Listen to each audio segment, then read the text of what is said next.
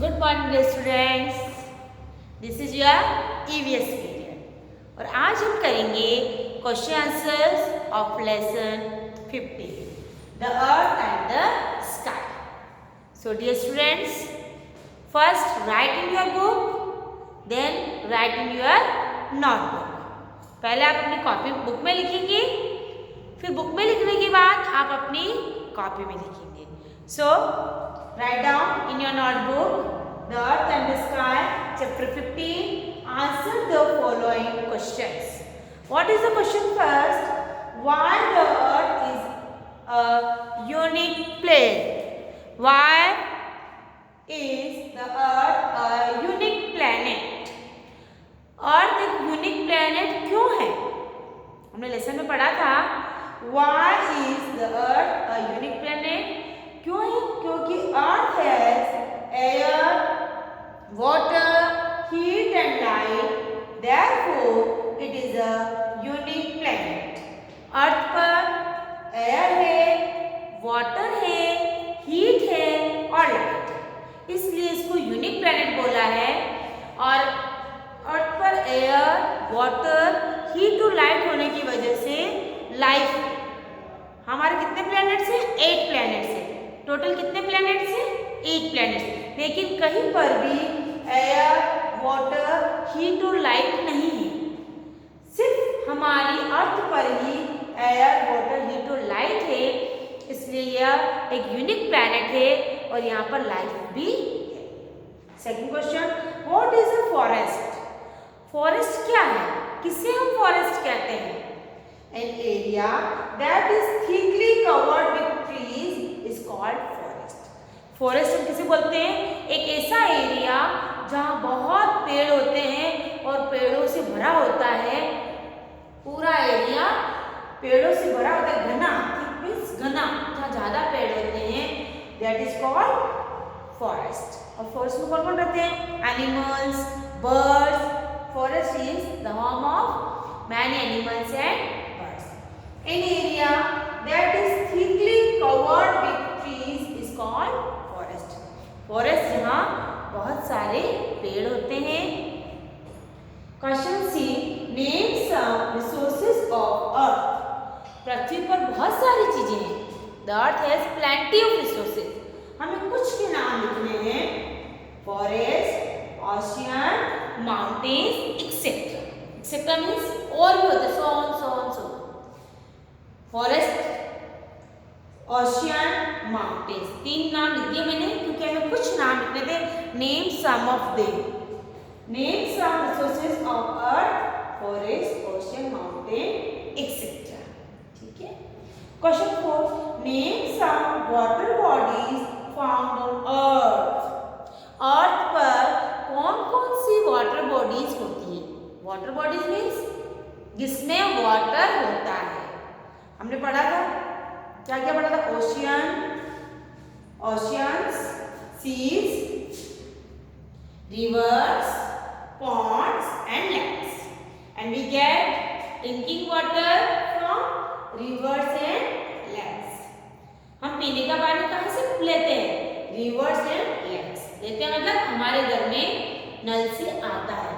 Drinking water we get from rivers and some water bodies are oceans, seas, rivers, ponds and lakes. Okay. Now question 2.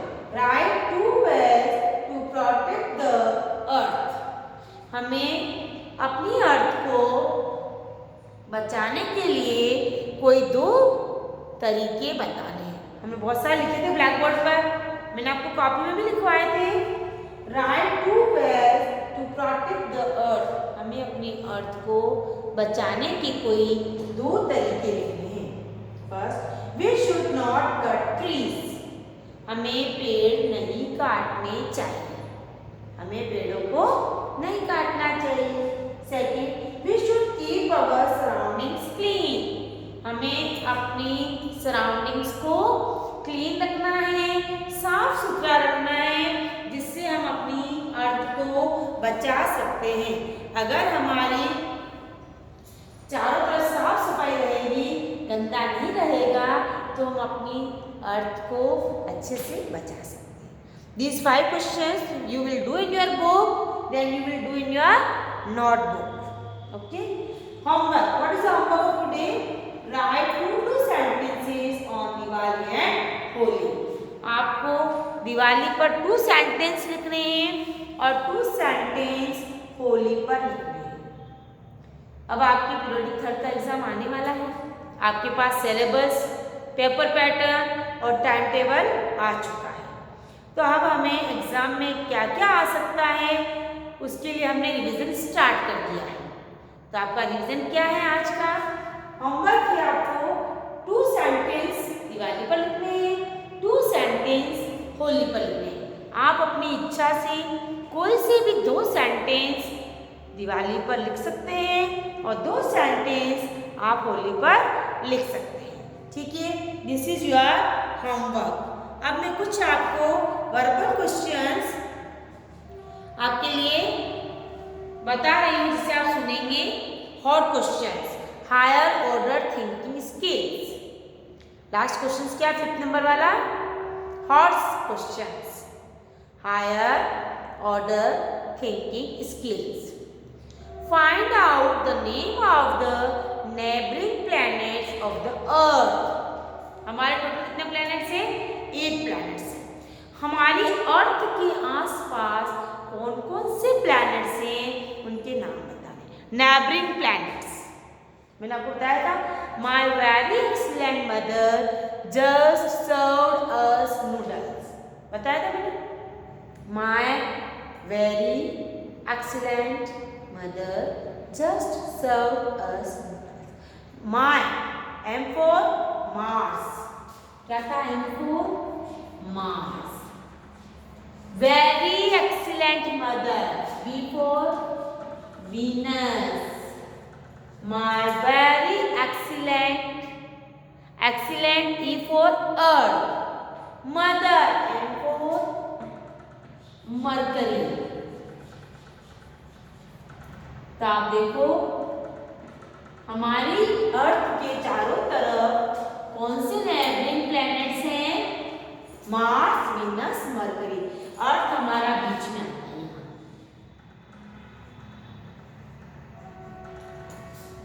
Mars, Venus, Mercury. Find out the names of the neighboring planets of the Earth. Earth के neighboring planets कौन से हैं? Mars, Venus, Mercury. 3 planets के नाम लिख रही हूँ। जो पास में रहता है वो नेबर होता है। तो अर्थ के पास में कौन से प्लैनेट है? Mars, Venus, mercury. Okay. Question 2, what is the model of the earth called? जो अर्थ का मॉडल होता है, जो आपको क्लासेस में दिखाया जाता है और जिस पर पूरा वर्ल्ड का मैप बना हुआ होता है, उसे हम क्या कहते हैं? उसे हम क्या कहते हैं? इसका नाम है ग्लोब। अर्थ के मॉडल को हम क्या बोलते हैं? ग्लोब। आपने देखा है एक एंगल पे से लगा होता है, वो राउंड बॉल होती है जिस पर पूरे वर्ल्ड का मैप बना होता है, वो होता है हमारी अर्थ का मॉडल, उसे हम बोलते हैं ग्लोब। ये वर्बल क्वेश्चन है जो आपको सोचने हैं और लिखने हैं।